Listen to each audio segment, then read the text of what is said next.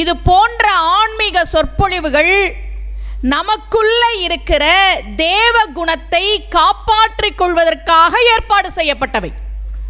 ராமனே கஷ்டப்பட்டான், பஞ்சபாண்டவர்களே கஷ்டப்பட்டாங்க, கடைசியில் அவங்க தான் ஜெயிச்சாங்க.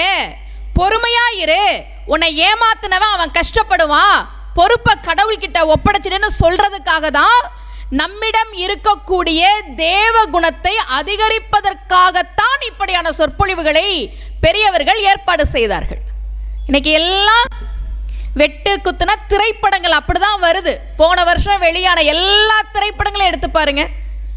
டாக்டர் ஊசி குத்துனா இறுக்கமா கண்ணை மூடிக்கும்ல, அந்த ஊசி குத்துறத கூட பார்க்க முடியாம கண்ணை மூடுற மனுஷங்க தானே நாம.